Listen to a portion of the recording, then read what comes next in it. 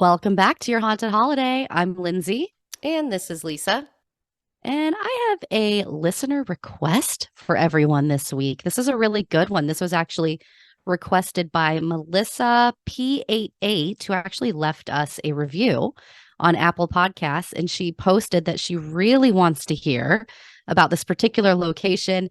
She's from Great Britain, it looks like, based on her review. And so this is international this week. Nice. And I love a good listener request. So it's not us necessarily having to go out and search for a location. Although I will say, haunted locations that you can visit just aren't that hard to find. But it sounds like this is going to be a really good one. And we appreciate everybody who's left us a review. Absolutely. Yes. If you're enjoying the podcast, leave us a review just like Melissa did. In this case, she gave us a great recommendation because I got to tell you, this place is haunted. I am almost certain of it. There are so many good examples. Immediately when I started researching this location, I knew it was going to be a really good one for an episode. So here we go. This is your haunted holiday at the Golden Fleece Inn in York, UK. All right, everybody. So, for those that follow us on social media, you may have already seen this update, but we have started posting our podcast videos on YouTube as well. So, I know a lot of you love the audio version, which is fantastic. You can, of course, listen to that wherever you stream podcasts. But now, if you have any interest in actually watching our talking heads on video on YouTube, you can go to YouTube, search Your Haunted Holiday, and find all the episodes there. Do know that there will likely be a delay between the podcast episode posting versus the same version of that on YouTube. So if you go to look right away, you may not see it there, and we know that that's going to be the case. But do subscribe to our YouTube channel if there's one thing you can do to help the show today. I know we talk about reviews. We love getting those, and those are extremely helpful. But now that we're really trying to kick off YouTube a little bit more, go to YouTube and subscribe and check it out. We're hoping, as we visit more locations, that we can also get some additional videos out there for you and do a good job of presenting that in a video format. So some exciting stuff to come, I think. No doubt. We're still getting a little better at it. We're still working on it, but trying to get some more content out there for everybody. So yeah, definitely go subscribe to our YouTube channel and share this with your friends and family. Get the word out about our show. If you're watching the show, you can see like the blurry vision of my dog behind me. So you're in for a treat outside of the regular the regular audio, if that's what you're doing. All right, well, let's dive into the Golden Fleece Inn. If you look up the Golden Fleece, make sure you're looking up York in the UK, right? In the United Kingdom. There is another Golden Fleece that I found a website for that's not at all, it doesn't seem to be associated. So make sure you're specifying that you're looking for the one in York. So it's found in Yorkshire, England. And this pub was founded as early as, they find it in the York City archives as early as 1503. Who knows? The building could have been there before, right? That's just as early as we know it to be around. So wait, so the building itself has been there since 1503. Yes. And there's been some major renovations absolutely since then. And some different owners will get into a little bit of that. But yeah, the building itself is quite old. And they really don't even have history around like what it was used for back then. But the best guess that I came across on the internet was that they believe it was owned by members of the Merchant Adventurers Guild. And this guild traded fleeces and wool. Hence, we have the Golden Fleece, right? If you look at this pub, it really is a cool looking building just from the outside, right? You've got hanging over the door, you have is a golden fleece, which is really like a golden statue of like a lamb or a sheep, that you get wool from. So there you go. So I didn't really know anything about York, England. So I did a little bit of just general research, just kind of understand a little bit more about what it's about. So if you're thinking about where could this be, it's about 174 miles northeast of London. So quite a drive. But if you're looking at a map of the UK and you see Leeds, it's about 22 miles away from Leeds. So there's some cities around it. It actually has Roman origins, and we'll get into a little bit of that when we get into the haunting discussion part of this podcast. And what's really cool about this old city, it's medieval. Okay. Like there is literally a medieval wall that is surrounding the center of the city that you can like walk around and see. It's pretty cool. All the buildings are old. It's someplace like you and I would love. I absolutely love that about going to Europe, any country over there, England, being able to see the history and how old it is. I know we talk about this all the time, but the older a place is, the more likely there's history, the more likely there's people that may have passed away there, the more likely that there is ghosts. Absolutely. I agree. And go figure, also, I have in my notes the medieval town was a wool trading center during the Middle Ages. Go figure. More of that theme. During World War II, sections of the city were actually bombed. So that's something to keep in mind. I didn't see anything about this particular building having damage. I think some other bigger metropolitan areas saw more damage during World War II, but the city definitely saw an impact over that war. When you look at the demographic, well, not really demographics, but population, if you're thinking, how big is this town, is this city? Currently, the latest info I have is it's just around 200,000, maybe a little over 200,000 residents today.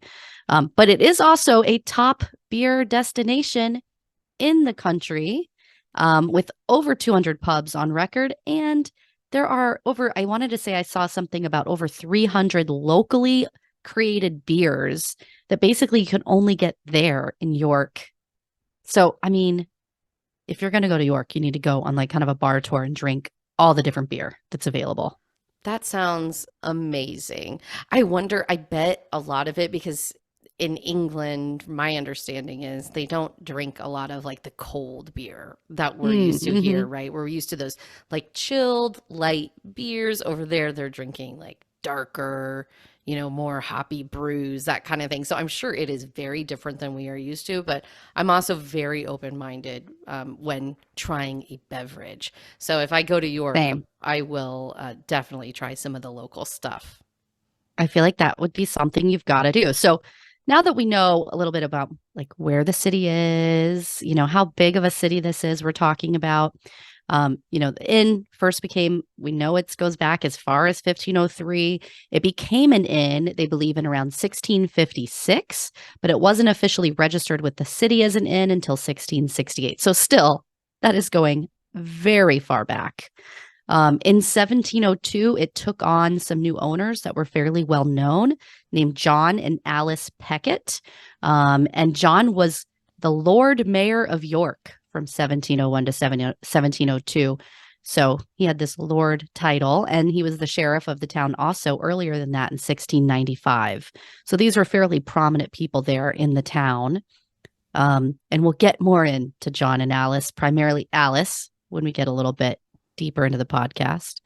In 1983, the building did undergo major renovation. So, like I said, the 1503 building has definitely been renovated, seems mostly pretty safe, right? But it's been around quite a while. In 2005, the show Most Haunted filmed an episode.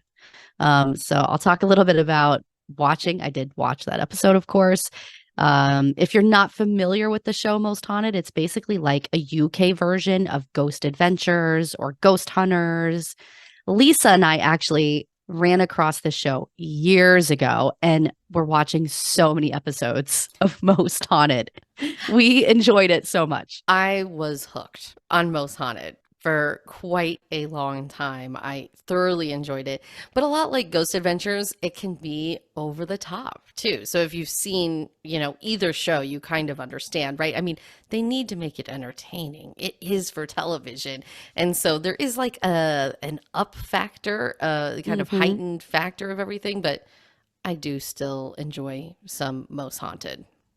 Absolutely. We'll talk a little bit about it in a moment. But so today, they filmed that episode in 2005. Today, it's just an active pub and inn, and it's got 4 guest rooms upstairs. They quote it on their website as one of the most haunted pubs in the country. It is definitely notoriously haunted. And it's got so much history there. It's a well-known location there in England.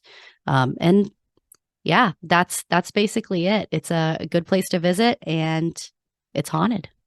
And like going back through the history, I mean, obviously we talked about it's super old, right? So the likelihood of it being haunted like skyrocket right away, right?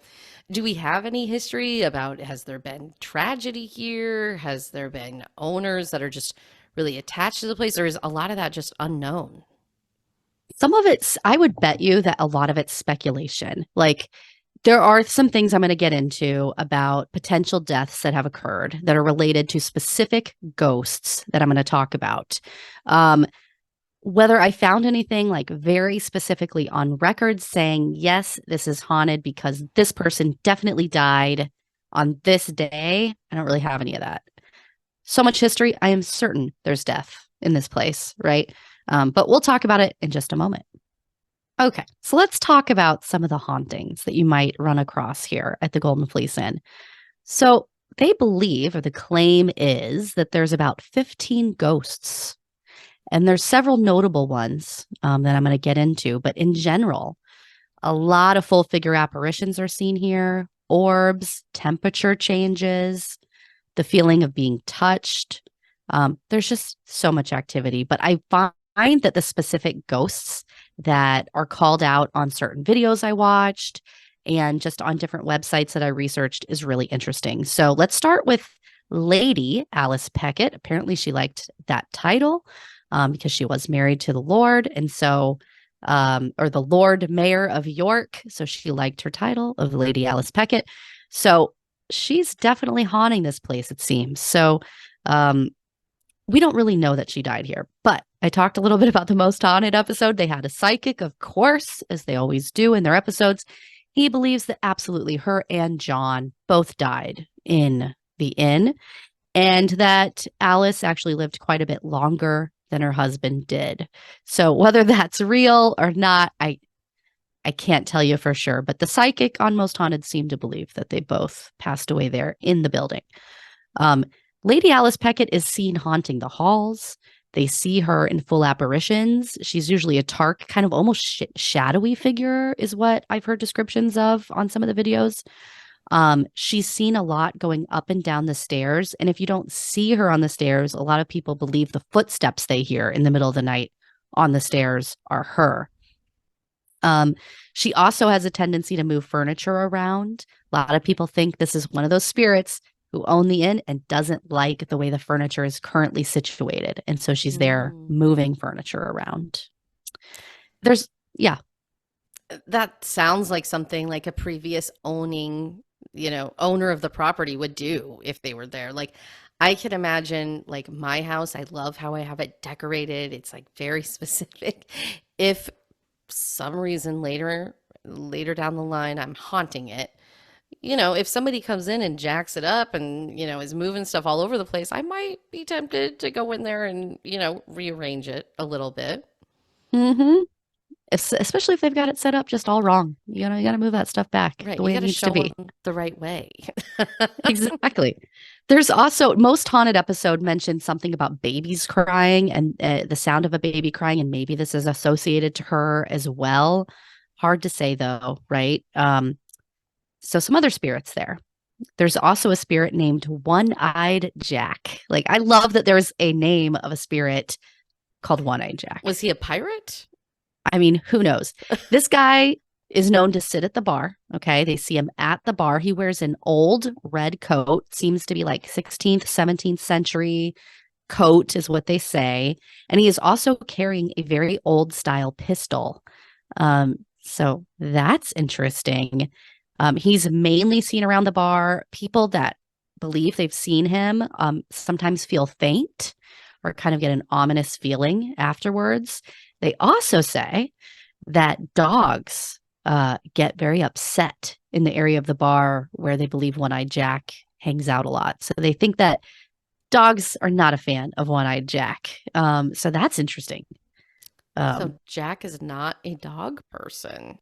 Apparently That not. and is impacting people in a negative way. So I wonder maybe he was just a bad guy in real Maybe. life. I don't know. That's Hey, it interesting. could be. He tends to associate apparently with another ghost that also sounds like not the nicest person in the world. He's called the grumpy old man, is what Hmm. they call this guy. And he's also seen at the bar. He's mainly seen sitting at the bar. In fact, people that go to the pub report seeing him like he's a real person sitting at the bar. And so they usually see him. And this is a guy who just has a scowl on his face. He just looks angry. He doesn't look happy. People that have believed he's a real person supposedly have gone up to him, talked to him, and he will either yell at you or curse like under his breath and disappear. Wow. I would love to have that encounter. In fact, I had kind of pictured exactly what you described as soon as you said grumpy old man. And I can picture him sitting at the end of the bar, probably a regular patron of the place. Mm-hmm. And he passed away and now he's returning. Yeah. He's the regular customer, right? Mm-hmm. Him, I don't know. It's hard to say if the grumpy old man and one-eyed Jack actually know that each other are there, but they tend to be people that used to go to this bar and Right. are still there. And what's interesting to think about is were they regular customers at the same time or in completely different times of history? Because this place was built in the 1500s. It probably wasn't an inn or a pub, back then. But I mean, been a pub for probably several hundred years, right? Like the grumpy old man could have been a patron of the place 50 years ago and One-Eyed Jack maybe 200 years ago. Who knows? And are they aware of each other's presence today as they Right. haunt it? Yes, I wonder if they interact or know that they're there. That's interesting to think about. Very interesting. There's also apparently the potential of a haunting, and I don't know if this is absolutely accurate, but they claim that there's a previous owner who apparently had died by suicide by hanging in the back bar at some point. Hard to say if that actually happened, but it sounds like maybe it did. What's really creepy about it though is in that area of the building, people feel pressure around their neck. And so when they learn that apparently there was a death there of that kind of nature, it really gets people kind of frightened, understandably. Oh, that's an interesting residual haunt for sure. Definitely. On a less scary note, there's also someone they call the little boy. And they believe that he may have been trampled by horses outside of the bar in the street. And they don't think he is a bad character. They get the feeling that he is mainly just pulling kind of innocent pranks on people around the bar. And he doesn't tend to interact. Apparently, people that have seen the little boy, if they try to interact him like they would with a grumpy old man, they don't really get a response. So hard to say. Maybe he's residual, but there's also apparently that he does some sort of kind of pranks and that kind of thing, which makes me think more poltergeist type of activity. So hard to say, but apparently there is a child that they call the little boy haunting the pub. Right. And probably more poltergeist if he's trying to pull pranks and actively avoiding people. Right. I would I imagine it's agree. an intelligent haunting. There's also someone that they believe is a Canadian airman. And this is someone who supposedly died by falling from one of the upper windows of the third floor of the inn. And they see him today as a full figure apparition, standing in full military uniform, basically just standing over people's beds on the third floor in particular, staring at them. So he's a creeper ghost. So he's one This of is those, the he's starers. he's a creeper ghost, definitely. It's interesting. So the Canadian Airman. So he particularly haunts the third floor. I don't know exactly what room that is. I wasn't able to determine what window he fell out of, but supposedly he fell from a window out of the third floor. And so he tends to haunt that location specifically if you happen to be staying there. Another one that I thought was fascinating, right? Remember, I mentioned that this was a town that had Roman origins. Apparently, there were actually even like Roman roads and highways that went through this area of the country. and they see in the cellar of this building, they see Roman soldiers marching. And when people see them, apparently the Roman soldiers completely seem oblivious to the alive people's presence. So we think maybe this is a residual haunting. Um, and they just walk right through the walls. They just march right through. Wow. And I would imagine, I don't know, is this place like kind of by itself in the countryside, or is it in a town where it's surrounded by other houses? Because what I'm wondering is, are people in the surrounding homes or, wherever, are they experiencing this too? Because I would imagine they would be. I don't know. That's a really good question. Apparently, they're right in the middle of town. And there's lots of other businesses. There's Old Medieval Road, like right across the street. I can't remember what it's called right now, but it's a very famous road that's been around for years and years, and it's right there. Um, Wow. so it's right there in the center of things. So there's lots of businesses and that kind of thing around. So I'm sure there's hauntings all That over. that's really cool. And I bet that's specific to, just kind of that area where there was a lot of, Romans traveling through. Like, how cool is that? I mean, that haunting goes back Yeah, really beyond the building then. I would love to see it. I would love to see. That's something that's like, it might be a little frightening at first, right? But it's not a demon, like the people over at the Haunted Museum we covered last week, right? I'll take Roman soldiers marching by, unaware that I'm even there. That would be cool. I think I'd probably be a little scared by it, but you're right. It's not a demon, so it would be the end of the world.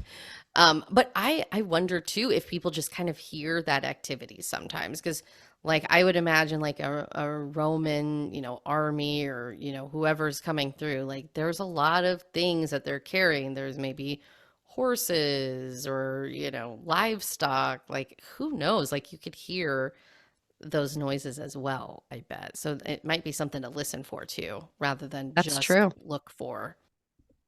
No doubt. All right. So let's talk a little bit about the main episode I found of a TV show going to this location was, like I said, the most haunted episode.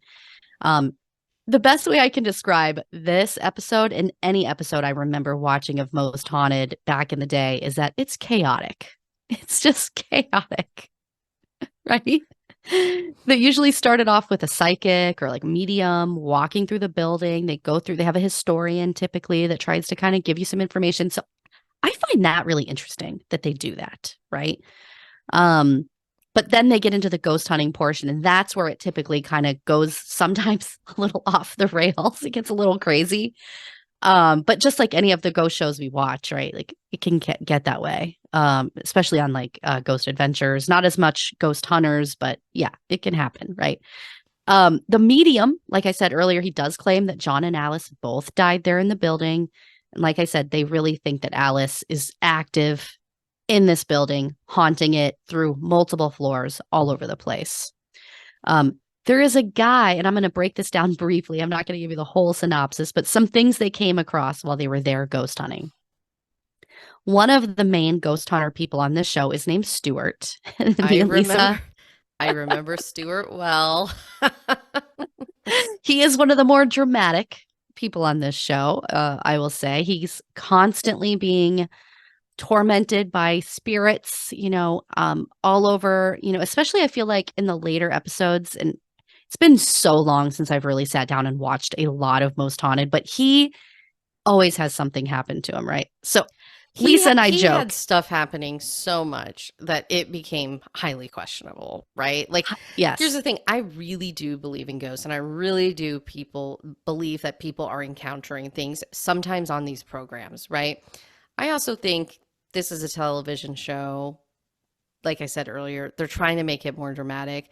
And I feel like Stewart had a little bit of the flair for the dramatic, if you know what I mean.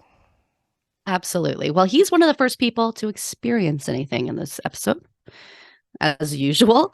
But, who knows? This is interesting because there is that little boy ghost that I mentioned, right? And Stuart feels what he says is tugging on his back pocket. And the psychic is like, that little boy, he basically thinks that there is a ghost there that used to be a pickpocket in life. And I'm thinking maybe it's that little boy ghost that haunts it that they talk about pulling pranks on people. Um, and then what's funny is after he feels that, other people on the crew start having a similar thing occur to them. So that kind of added a little bit more credence to it. It was kind of interesting. That's an interesting one, I think.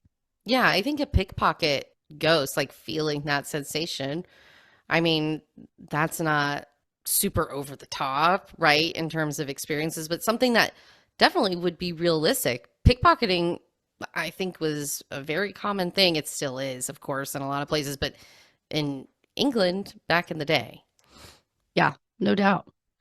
And then Stuart again, he gets locked in a bathroom in what they call St. Catherine's room.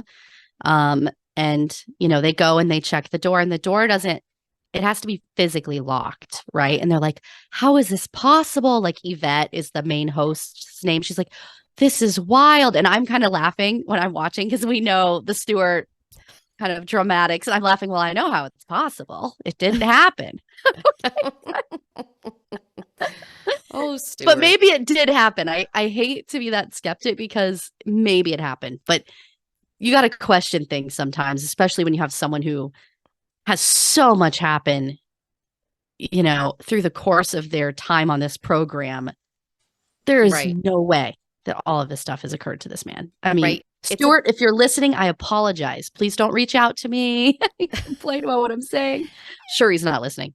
it just comes off a little bit like the boy who cried wolf. Like it's so much that it's like I question everything now. Like, and Yes, it's like I hate that I do that because like if we ever had a television show, or I mean we do have a podcast where we go out and we try to experience things and share it with everybody. Like one of the things that is so important to me is that we never like just make something up for the sake of right. like having a good story. Like that is just something I would never do because it's important to me that like we can validate this is something that really happens. Like for somebody who's experienced something, like I I've experienced something too, and for me like it's nice to hear that other people like I'm not crazy, right? I'm not the only one. So it's important for us that like what we tell our audience is real. And I'm not saying Yeah, Stewart's being fake, but it certainly is suspicious in a definitely. large number of those episodes. The odds are high that like he has experienced real hauntings. I mean, he's going to extremely haunted locations, but like you said, I want to give our audience something real. And we always say that the reality is, Lisa, you and I, we've been to lots of haunted places too, not as many as them, I'm sure. But it's like whale watching, right? Like you just, odds are high, you're not going to even come across anything, or you're going to be able to debunk what you do come across. Hauntings just aren't happening all the time. It's hard to catch it when it does.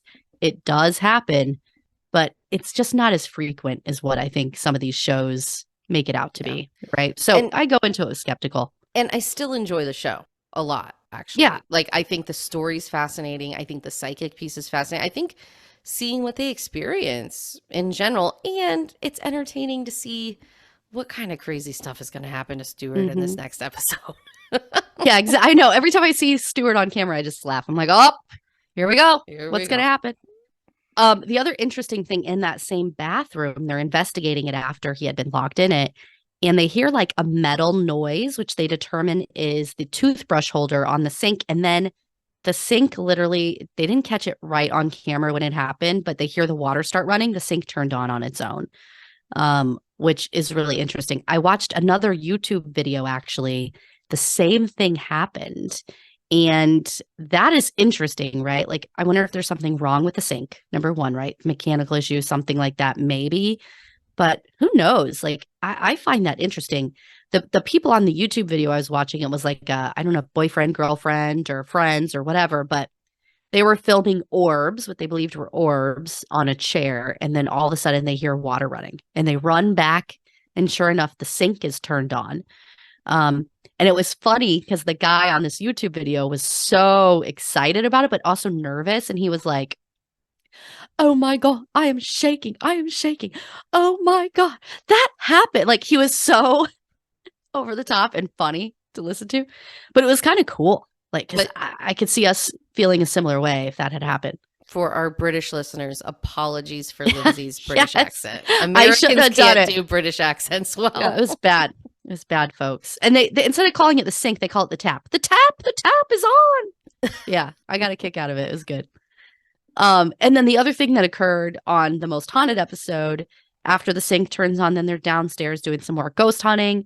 And Yvette, who's the woman, the blonde woman, that's the main host of the show, she hears laughter in her ear, like somebody went ha ha ha in her ear, and she's like, "No way! Did you just say that? Did you just do that?" And they're like, "No, I believe that she experienced that. It seemed very genuine." And yeah, I could see how that could happen. Those were the major things that they experienced while they were visiting. Interesting. And the tap or the sink activity was kind of validated a little bit by that other video that you watched. So it wasn't something that only happened to the crew of Most Haunted. It sounds like maybe this is happening to other people. I also really appreciate the fact that there are 15 ghosts very specifically at this location. And it sounds like every ghost has a little bit of a backstory, right? And so it'd be fascinating. Obviously, we don't have time to get into the details of all the different ghosts, but if you were able to go there and go on a tour or something, which I know you're going to talk about here in a little bit, it'd be interesting to hear more about some of those ghosts and what they are doing there. Absolutely. I think based on all of the different ghosts that they claim there and all the stories that are out there, this place seems to be pretty haunted. Yeah, I mean, just based on the age of the place alone, it sounds like it likely is. All right. So now that we've talked about the different ghosts that are there and things that you could potentially experience if you were to stay, let's talk about actually going there and like what kind of accommodations they have, all of that kind of good stuff. This place seems to embrace their ghosts. Like I said on the website, they say that they are one of the most haunted pubs in the country. They note it even on their website. When you look at their different staterooms, they say something to the extent of, maybe you'll run across one of our resident ghosts, so they clearly embrace the ghosts. There are so many videos out there of people on YouTube renting rooms and documenting their experiences. So if you're interested, you can definitely go check that out and kind of get an idea too of what the rooms look like. Kind of get like almost a room tour on YouTube. All right. So let's talk about the pub. And they are open daily from 11 a.m. to midnight, and they serve food from noon to 8:30 p.m. every day.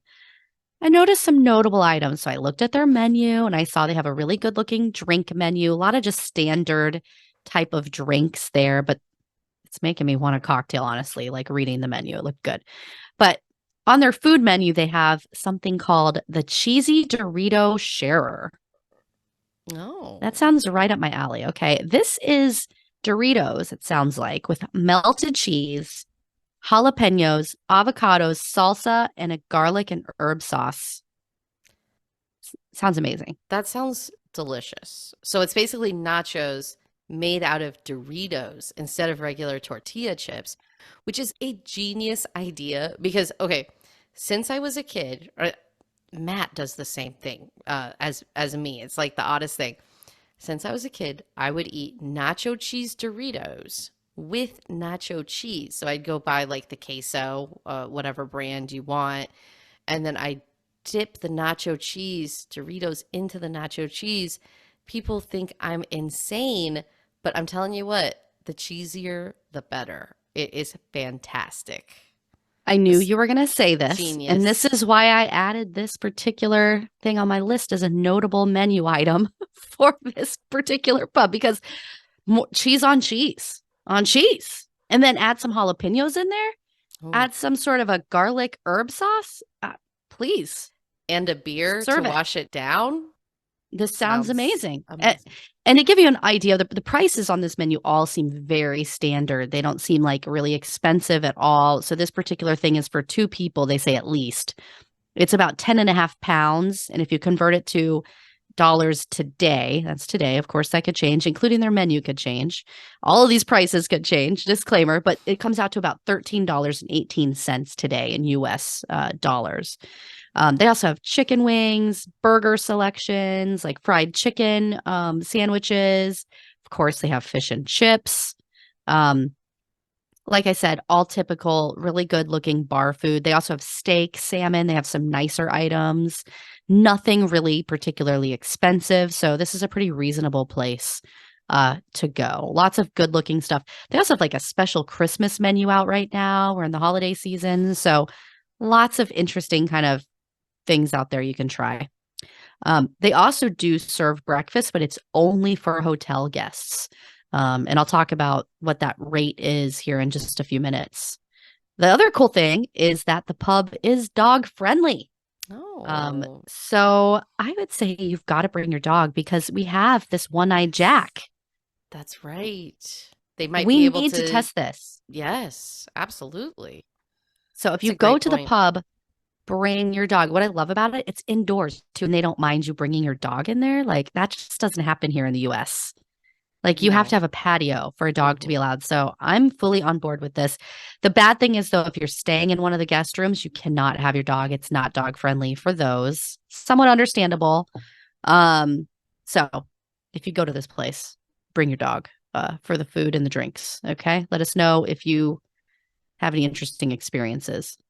Um, when we get into the actual rooms, there's four different rooms. Like I said, they've got the double Catherine's room, a Lady Peckett twin room, so two twin beds. They have a superior double, and then they also have a superior double with lounge. So that one's going to be the biggest one. When I went to the calendar to book, I was kind of trying to go out a few months. So I went into like February, trying not to find necessarily peak times. But the range that I saw was anywhere from 114 pounds up to 270 pounds per night. And if you convert that, it's about 143 to $340 a night in US dollars today. Um, yeah, So decently pricey. So, like, I would almost equate that to, a room in Savannah to some degree, right? A lot of the different inns or hotels there, it would be, about the same. totally. I think that it sounds prices today, right? And if you're looking at a cool town, okay, a neat city, and you're right in the center of the city, you are paying in particular for like the cool history. You're paying also for your location, um, and the character of the place, honestly. So it is a little bit on the pricier side, but I think that considering where you're located in the town itself, probably reasonable. And what about the accommodations wise? You said there's character. Sometimes character, or I should say, most of the times, character is a good thing, especially when it comes to hauntings. But when it comes to decor, sometimes character can go a little bit too far. So, what is your opinion when you looked at these rooms? This does not go too far as character is concerned. I would say one thing to note that I saw in one of the YouTube videos and some websites mentioned it is that the floors are even uneven, right? So if you go to these buildings built way back then, there's no building codes. Apparently, this wasn't even built on original foundation, right? So they did some major renovations. I imagine when they did those, they probably made sure things are safe, but the floors are crooked. So if you're staying in the rooms, note that sometimes they're a little slanted. So be aware of that. But I think it kind of adds character. The rooms themselves, I would think they're kind of on the small side because this is a historic hotel. You're going to have really small rooms, but some of them, like in particular the one with the lounge, you actually go down a hallway. It looks like, and there's a living room kind of area. So that's a decent sized room. Um, that one in particular. As far as updates, I would say there's obviously been updates made. Like if you go look at the bathroom, I mean, this isn't from the 15 or the 1600s, right? But it's from like probably the 80s, 90s. Could use some updating if they're looking to like you're not going to have really nice looking modern updates at all here. But you have really cool like wood floors. You've got like four-post beds. You've got cool old armoires, that kind of stuff. And if I'm staying in Yorkshire, England, I wouldn't exactly want like a super modern looking vibe of the place. I Yes. probably want some place that's a little more quaint looking, a little more England. You can, experience the whole vibe. Yeah, I would say if I were to compare the rooms that I saw in the videos I watched to places we've stayed before that are haunted, I would compare it to the room type being a lot like the Cosmopolitan Hotel in San Mm. Diego, in Old Town San Diego. A somewhat updated bathroom, but it's not super modern either, and a small room with some more antique style furniture. But it's not overly kitschy. They don't take it too far. It's nice. It looks clean. It looks nice. You're staying for the character and the history. So you don't want it to be totally modern anyway. Yeah, absolutely. I agree with that 100%. Yeah. I plugged in for like a 3-day weekend night in February, and the room they had available was just like the standard or the superior double room. And that equaled out to be right around 263 pounds a night. And then it's an extra about 10 pounds per night if you wanted to add breakfast on there. So you're looking at like right around 273 or so pounds per night. So it's not cheap for those types of rooms. So keep that in mind if you're looking at it. Um, but you're in an amazing location. I'm willing to bet if you were to walk outside the door of this pub, you're going to have a million shops and restaurants and pubs all around you in this really cool historic town. That would definitely be a stop that I think would, like, if you were going to London, for example, maybe you take, a couple days to go somewhere like this to stay there. But I agree, it does sound a little pricey for sure. But I mean, you're also in Europe, you're in a beautiful location, you're in the heart of the city. I think it also makes a lot of sense. Totally. I would love to go stay at this place. And you're right, the pricing reminds me of Savannah. Savannah can get pretty pricey, especially on the weekends. And so I bet you during weekdays it's not going to be as pricey as what I just quoted you, but I thought most people are going to probably go there on a weekend. Let me try to kind of book for that. So yeah, I mean, I would love to go to this place. I think it looks so neat. I would love to go sit down in the pub, drink some beer, eat that food, and then go up to our room, like get a little bit of liquid courage for our ghost hunting at night, right? And then just go up in our room and, you know, see if the sink turns on, see if we see a Canadian airman staring at us, all of the above. Yes, it does sound pretty amazing. Well, if anybody here has stayed at the Golden Fleece Inn, please send us an email. We would love to hear what your experience is so we can share it with our listeners, especially if you experienced a ghost. But even if you didn't experience a ghost, we understand. We don't either on every trip we go on. Let us know what your experience was like. We'd love to share your note. You can email us at yourhauntedholiday@gmail.com, or you can just go to yourhauntedholiday.com and fill out the contact us form.